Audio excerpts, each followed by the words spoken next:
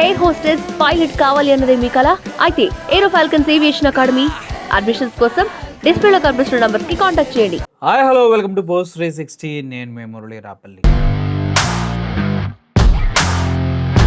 ఏమన్నా నాకైతే ఏం అర్థం కాల బీహార్ ఎలక్షన్స్ వస్తే మీకేమన్నా అర్థమైందా చెప్పండి. ఎందుకంటే సర్వేలు మొత్తం తేజస్వి యాదవ్కి పాజిటివ్గా ఉన్నాయి. బీజేపీ చేసినటువంటి ఓటు చోరీని నిట్ట నిలువున కడిగి పాడేశాడు రాహుల్ గాంధీ. ఆ తర్వాత బీహార్ ప్రజలకి ఏం చేస్తారో అనేది క్లారిటీ ఇచ్చారు. అయినా కూడా బీహార్లో అత్యధిక మెజారిటీ తోటి బీజేపీ అనుబంధమైనటువంటి పార్టీలన్నీ గెలవడం కనుక అసలు రహస్యం ఏంటి అనే విషయాన్ని అందరూ ఇప్పుడు చర్చించుకుంటున్నారు.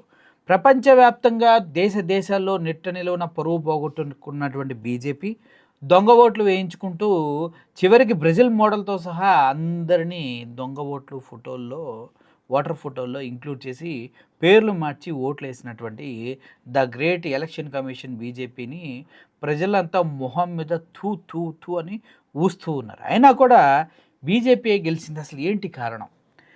దీని వెనక అసలు రహస్యాలు నేను మీకు క్లియర్గా చెప్పాలనుకుంటున్నా. ఎందుకంటే ఎలక్షన్ ముందు ముఖ్యమంత్రి మహిళా రోజ్గార్ యోజన అంటూ బీహార్లో ఉన్నటువంటి 1,40,00,000 మందికి ప్రతి ఒక్క మహిళ అకౌంట్లో 10,000 రూపాయలు డబ్బులు వేశారు. ఎవడమ్మా మొగుడు సొమ్మని వేశారు అని అడగాలి. ఎందుకంటే బీహార్ వాసులు డబ్బులకి ఇబ్బంది పడుతూ ఉంటారు. నెలంతా కష్టపడినా వారికి 10-15 వేలు దొరకడమే కష్టం. అటువంటి తరుణంలో ముఖ్యమంత్రి మహిళా ప్రధాన రోజ్గార్ యోజన పథకం కింద డబ్బులు వేసేసరికి మహిళల ఓట్లన్నీ ఇటు ఉన్నాయి. అంతేకాదు వృద్ధుల ఓట్లు కూడా వాళ్ళకి 400 రూపాయల పెన్షన్ 1,100 గన్ షాట్గా చేసి పడేశారు. అవి కూడా ఇచ్చేశారు. ఇవన్నీ పక్కన పెడితే ఇవన్నీ మహాగఠబంధన్ ఓడిపోవడానికి కారణాలు అనుకుంటే మనం తప్పులో పప్పులో ఉప్పులో డైరెక్ట్గా కాలేసినట్టే. అసలు జరిగింది ఏంటి? వాస్తవానికి 243 నియోజకవర్గాలు కలిగినటువంటి బీహార్లో కేవలం 122 సీట్లు వస్తే మ్యాజిక్ ఫిగర్ టచ్ అయిపోయి అధికారంలోకి వచ్చేటువంటి సిట్యువేషన్ ఉంది. అయినప్పటికీ కూడా ఎలా ఈ పార్టీలన్నీ కలిసి మహాగఠబంధన్ని ఓడించగలిగాయి? రాహుల్ అంత భారీ ఎత్తున బీహార్ మొత్తం 13-12 రోజులు తిరిగి ప్రచారం చేసినా కూడా కనీసం ఓట్లు ఎందుకు రాలేదు? అయితే బీహార్ మొత్తంలో బీజేపీకి దగ్గర 89 సీట్లు వచ్చి బలమైన పార్టీగా ఎలా ఉండగలిగింది? అసలు ఇంత దారుణమైనటువంటి విషయాన్ని ప్రజలు తట్టుకోలేకపోతున్నారు. అసలు కారణం ఏంటి? అయితే టోటల్ ఓట్లు ఎన్ని ఉన్నాయో పాపం మన గొర్రె అని కూడదేమో ఈయన ఎలక్షన్ కమిషన్ మాటల్లో వినండి. मतदाताओं సంఖ్య लगभग 7.42 करोड़. ఓటర్స్ ఉన్న సంఖ్య మొత్తం బీహార్లో 7.42 crores అంటే 7,42,00,000 మంది ఓటర్స్ ఉన్నారని మన గురుగారు చెప్తూ ఉన్నారు. ఈ గురుగారు చెప్పే అన్ని సొల్లు కబుర్లే ఉంటాయి. ఈయన అమ్మలు చెల్లెలు అక్కలు ఓట్లేసే వీడియోస్ ఇవ్వచ్చా చెప్పండి అని అడిగినటువంటి మన గురువుగారు అంటే ఈ ఎలక్షన్ కమిషన్ జ్ఞానేశ్వర్ కుమార్. ఈయన చెప్పిందేంటి? 7,42,00,000 ఓటర్స్ ఉన్నారు. అందుట్లో ఫీమేల్ ఎంతమంది ఉన్నారో జెంట్స్ ఎంతమంది ఉన్నారో కూడా క్లియర్గా చెప్పాడు. 3.92 3,92,00,000 మంది జెంట్స్ ఉన్నారు.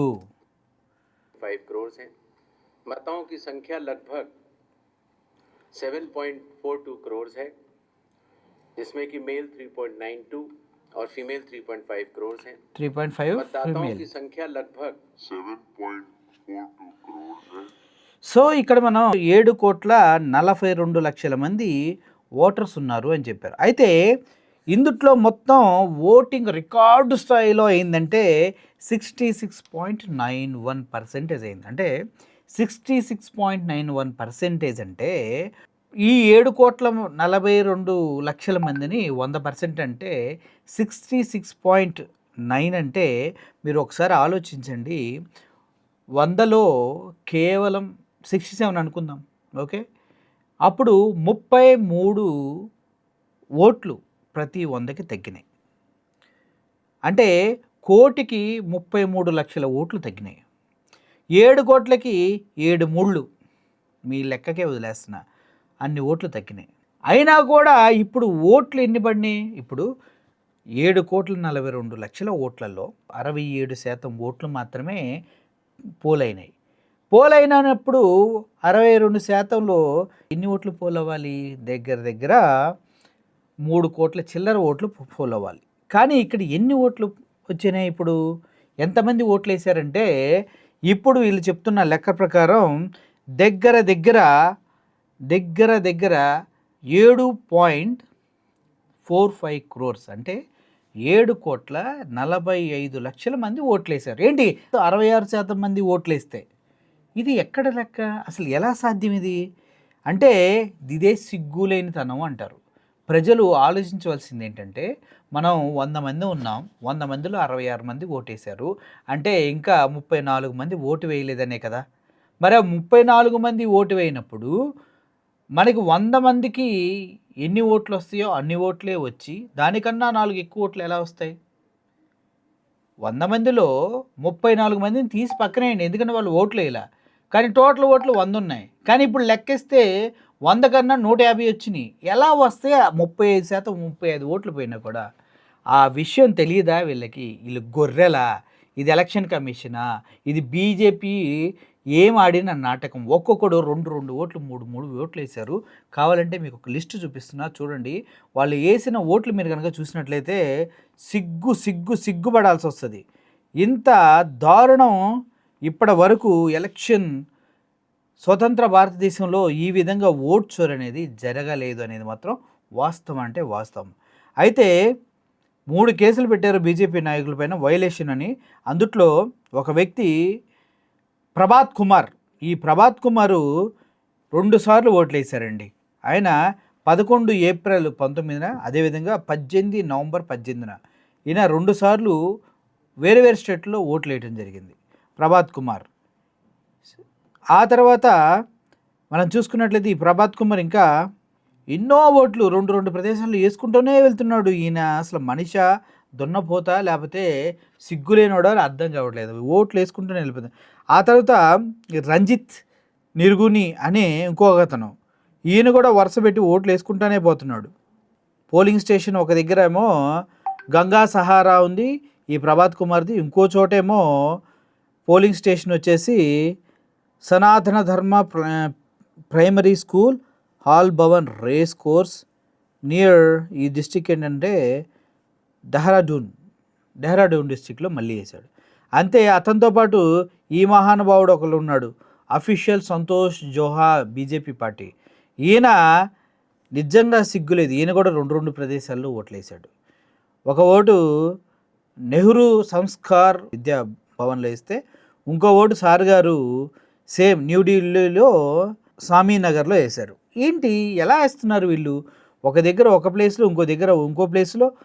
ఫిబ్రవరి 5న నాగేంద్ర కుమార్ అనే వ్యక్తి ఒక ఓటు వేశాడు, మళ్ళీ అదే పర్సను వేరే దగ్గర కూడా ఓటు వేయటం జరిగింది. ఇలా మనం చూసుకుంటూ పోతే ఓట్ల మీద ఓట్లు చోరీ, డబల్ ఓట్లు, ట్రిపుల్ ఓట్లు వేసి అసలు చూడండి ఎన్ని. ఒక దగ్గర పోలీస్ స్టేషన్ ఏమో ఒకడేమో రాజకీయ ఉత్తరమిత్ర మధ్య విద్యాలయ బగార్లో ఉంటే, ఇంకో ఓటు వచ్చి మనోడు వేసింది ఎక్కడ జీబీఎస్ఎస్ స్కూల్ ఇన్ సాగర్పూర్, అక్కడ వేశాడు.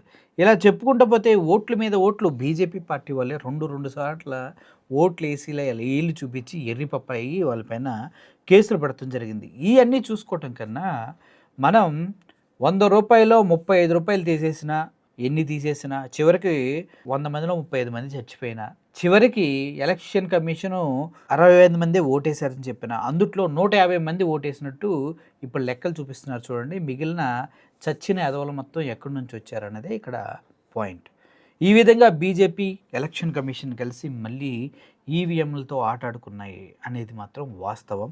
రోడ్లపైన పడి ఉన్నటువంటి వీవీప్యాట్లు కనుక చూసినట్లయితే అన్ని మహాగఠబంధన్కి సంబంధించిన వీవీప్యాట్లు ఎక్కడెక్కడో పడిపోయినాయి. ఆ వీవీప్యాట్లు కూడా మ్యానిపులేట్ చేయడం జరిగింది. పడేసి కొత్తగా వెళ్ళి ప్రింటింగ్ టక నొక్కుంటూ వెళ్ళారు అనేది మాత్రం వాస్తవం. ఇక్కడ అందరికీ ఒక విషయం క్లియర్గా చెప్పాలనుకుంటున్నా, ఇది ప్రజాస్వామ్య దేశం. ప్రజలే ఓట్లేసి ప్రభుత్వాలని గెలిపించి పాలించమని అధికారం ఇవ్వాలి. కానీ ఇక్కడ ప్రభుత్వాలే ఈవీఎంలని అన్నిటిని మేనేజ్ చేసి ప్రజలు వేసిన ఓట్లని తప్పు చేసి వారికి కావాల్సిన వాళ్ళని గెలిపించుకొని ప్రజల్ని మోసం చేస్తుంది. ప్రజాస్వామ్యం కాదు, ఇది రాజరికం కూడా కాదు, ఇది దొంగతనం. చివరికి మోడీని ఎవరు చూసినా ఓట్ చోరుగా పిలుస్తూ ఉన్నారు. ఆయన చచ్చినా బ్రతికినా ఓట్ చోరనే మాత్రం మార్కు ఎవడో తీసేయలేరు. ఇలాగే చేసుకుంటూ పోతే రాబోయే రోజుల్లో మళ్ళీ ఆంధ్రప్రదేశ్లో టీడీపీ పార్టీయే వస్తుంది, తెలంగాణలో కేవలం బీజేపీయే వస్తుంది, ఎక్కడ ఏ స్టేట్ చూసినా కూడా బీజేపీయే వస్తుంది. ఏమన్నంటే చేతకాని దద్దమ్మల్లా కూర్చున్నటువంటి రాజకీయ నాయకులు ఏం చేసినా కూడా ముందుకెళ్ళే పరిస్థితి లేదు. కానీ వేరే కంట్రీల్లో మనకి శ్రీలంకలో అదేవిధంగా మన పక్క స్టేట్స్లో వచ్చినట్టు జెంజీస్ రెవల్యూషన్ ఏమైనా వస్తుందా అంటే వచ్చే అవకాశం కూడా లేదు. బంగ్లాదేశ్ కానీ వేరే కంట్రీస్లో ఎక్కడ వచ్చినటువంటి జెంజీస్ రెవల్యూషన్ మన దగ్గర రాదు. ఎందుకంటే మన యువత మొత్తం మతం మొత్తులో తూగుతూ ఊగుతూ చదువు సంధ్యలు లేని వింత జంతువుల్లాగా మిగిలిపోతున్నారు. కాబట్టి వారికి కావాల్సింది ఏంటి, వారికి ఉన్న హక్కులు ఏంటి, వాళ్ళు ఎలా పోరాడాలన్న విషయం కూడా కనీసం వారికి తెలియదు. వారు ఓటు చోరీ అయితే ఏంటి, ఇంకోటి అయితే ఏంటి, అకౌంట్లో 10,000 పడ్డాయా, కుంటోళ్ళకి గుడ్డోళ్ళకి అందరికీ పెంచారా లేదా, ఆ 2 రోజులకి కడుపు నిండా తిని తాగి తందనాలాడేమా, తర్వాత మళ్ళీ ఎప్పట్లాగే బానిస బతుకులు బ్రతికామా అన్న ఆలోచనతోనే ఎప్పుడన్నా ఎవరిని పిలిస్తే రంగురంగుల బట్టలు వేసుకొని రోడ్డు మీద రికార్డింగ్ డ్యాన్సులు పెట్టుకుంటూ దేవుడి పాటలకి ఎంజాయ్ చేస్తూ వెళ్ళడం మాత్రమే మన వాళ్ళందరికీ తెలిసింది. కాబట్టి ఇటువంటి జెంజీస్ యూత్ ప్రపంచవ్యాప్తంగా ఏ దేశంలో లేనందుకు ఆ దేశాలు గర్వపడాలి, ఇండియాలో ఉన్నందుకు ఇండియా సిగ్గుపడాలని తెలియచేసుకుంటూ సెలవు తీసుకుంటున్నాను. Thank you for watching this video. Murali signing off. Thank you so much. Air hostess pilot కావాలి అన్నదే మీ కల అయితే ఏరో ఫాల్కన్స్ ఏవియేషన్ అకాడమీ అడ్మిషన్స్ కోసం డిస్ప్లేలో కనిపిస్తున్న నంబర్స్ కి కాంటాక్ట్ చేయండి.